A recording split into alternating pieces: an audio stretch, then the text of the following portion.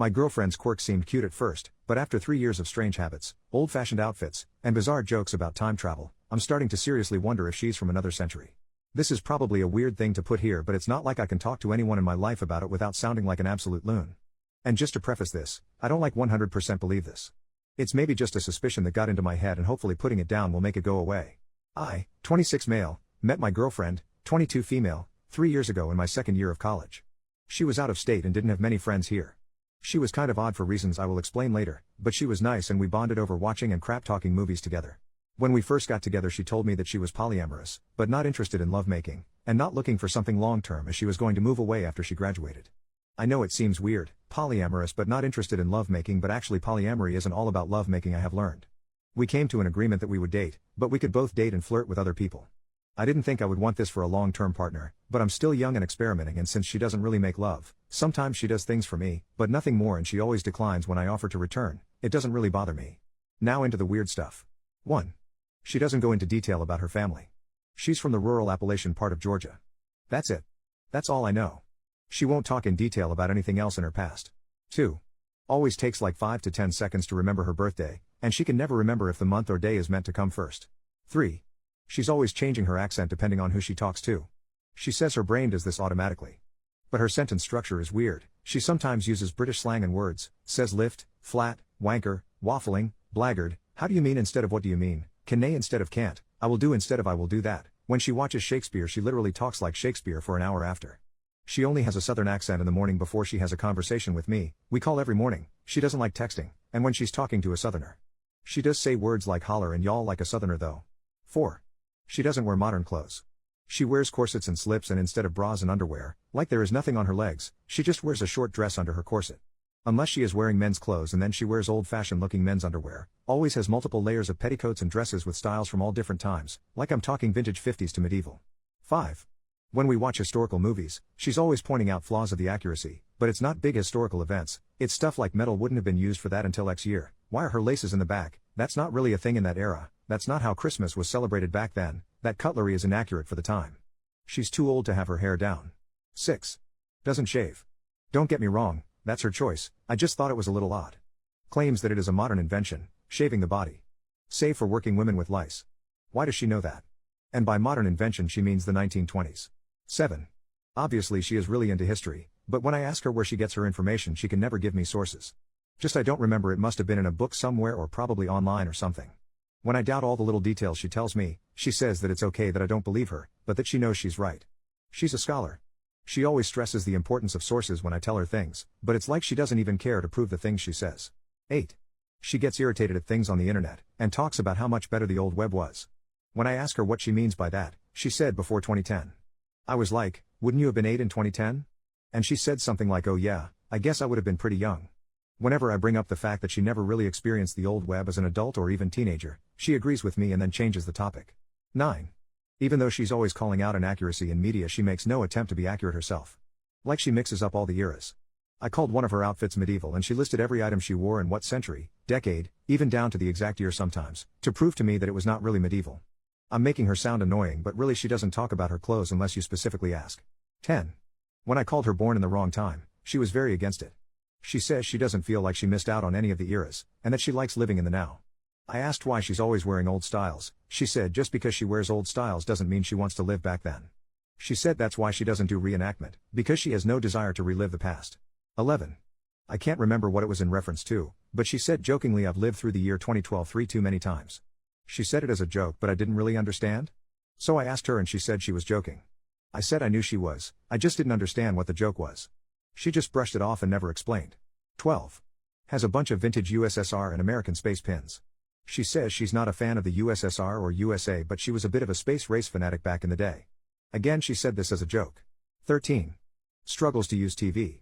Something about the remotes and buttons confuse her. She says it's because she grew up without a TV, but then she also claims that she was on the internet pre-2010. And it's not like just a little tech savvy, she knows HTML and a bunch about like radios, cassettes, CDs, and vinyls. It is just TVs and modern computers she struggles with. 12. I introduced her to Doctor Who and jokingly asked if she was a time traveler, and she said something like, I've never understood the appeal of time travel. I mean, wouldn't things get confusing, never remembering your age and always second guessing if you were following the societal standards of the time? Maybe I just don't have a big enough imagination, but that's a lot of thought put into time travel for someone who doesn't desire to time travel. 13.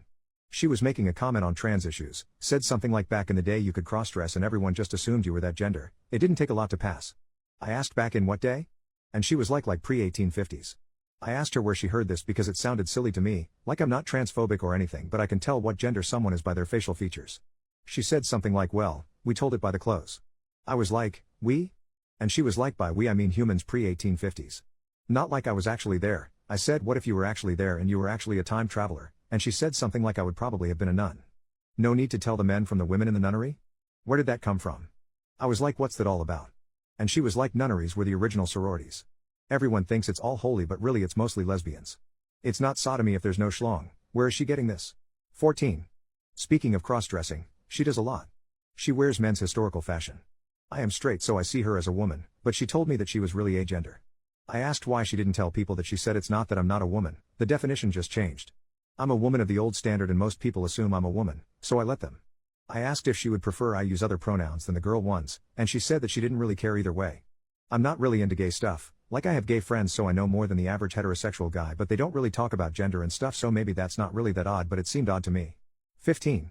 And probably the weirdest thing, she's 5 feet 5 inches and average looks skinny, but weighs probably like 150 to 175? That's just an estimate from when I pick her up. When I comment on this she says she has dense bones. What does that mean? She looks slightly underweight if anything, so why is she technically overweight? There's other stuff too but that's all I can think of off the top of my head. I just had to vent because it's getting to me. If anyone has any advice or similar experiences feel free to comment. Update 7 hours later, I decided just to accuse her of time travel. Literally just called her, and opened with I know you're a time traveler. She laughed and asked what the heck I was talking about, and I told her okay I don't really think she's a time traveler, I just think she had been keeping things from me. I asked her if she was lying about her age. She got serious and asked me to come over because she didn't want to talk on the phone. Obviously, part of me was hoping she was going to reveal that she was a time traveler. Spoiler, she is not a time traveler. She told me that she has been lying about her age. She's 28, but started college older than usual because of a hard time getting out of her hometown, and felt like she missed out on her early adolescence. She regrets it but she had wanted to fit in. She told everyone she was 18 when she first got here, and now there was no going back. She was embarrassed to tell me because she had lied about it, and didn't know how to tell me the truth. She asked me what brought on the suspicion, and I showed her this post. She laughed for like 10 minutes and thinks it's very funny that my first thought was time travel, and expressed what you all have, that the oddities were just autism. She said she might not have a diagnosis, but I guess I've been community voted now. She explained everything I was curious about, and gave me permission to post it here. She grew up in a large family in rural Georgia. Her family were poor and had multiple addictions, her dad was an alcoholic, and were overall very neglectful. The community she grew up in was really behind in technology because of the poverty, and her family didn't have TV. She would spend lots of time in the local library just to be out of the house, where they had free internet access and lots of books. She found interest in historical clothing, and since she already knew how to sew due to her upbringing, modifying hand-me-downs, repairing clothes, she got really into it. She was always the least favorite of her siblings, not physically abused, but ignored. When she was older, she found out that she was intersex, and had a male private part that was removed at birth. She thinks that's the reason her parents ignored her more than the others. They were very religious and she thinks they saw her as a mistake in God's eyes. The bone density is probably related to her being intersex. As for the 2012 thing, it was a really traumatic year for her. She relives it a lot in her dreams. The sources thing, she says that it's important in academia, but she doesn't bother when it's just shitting on movie inaccuracies since most of it is stuff she learns for fun and then doesn't remember the sources. The accent thing, she was basically raised by online media, she was quiet growing up and avoided talking to people, so she ended up hearing and absorbing different bits of slang from all over. So, not a time traveler. But she pointed out that if she was a time traveler, she could have told me all this to cover for it. I said if she was, it was a pretty genius cover story. Thanks for enduring my silly theories everyone. I needed this.